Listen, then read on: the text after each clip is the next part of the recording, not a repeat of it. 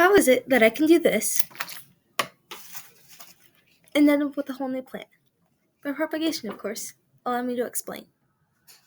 Propagation is the act of using an existing plant to create a new one. There are two types of propagation: sexual and asexual. Sexual propagation involves the floral parts of a plant, the pollen and the egg. When the pollen, which is male, is joined with the egg, which is female, they create a seed. A seed typically has three parts: the embryo, the endosperm, and the seed coat. The embryo is a miniature version of the new plant in its dormant state. The endosperm is a tissue that acts as a built-in food supply. It provides the embryo with enough nutrients until it is able to photosynthesize.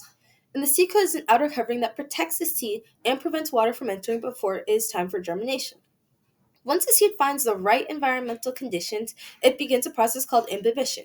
In imbibition, the seed absorbs water, which causes it to swell and break its seed coat. This allows the embryo to germinate. Then roots sprout into the soil, which anchors the plant to the ground and allows it to absorb moisture and nutrients. Next, the shoot grows towards light, produces leaves, and photosynthesizes. Most flowering plants are able to conduct sexual propagation. Some specific examples include roses, sunflowers, hibiscus, cucumbers, and carrots. Asexual propagation can also be called vegetative propagation because it uses vegetative parts to create a new plant rather than seeds. The vegetative parts of a plant are the stem, roots, and leaves. Nodes also play a crucial role in asexual propagation. The node is a point on the stem where new roots, shoots, and leaves can grow. When propagating asexually, you have to include the node in your cut or section of a plant. Plants that undergo asexual propagation do not have a sperm or an egg. This means that they inherit the same genes from their plant, making them genetically identical to the parent plant. They also do not have to be pollinated.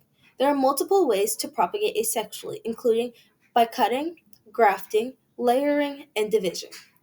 Some examples of plants that can be propagated asexually include spider plants, strawberries, potatoes, onions, and pothos. With a better understanding of it, propagation can be a simple and even fun topic to explore and experiment with.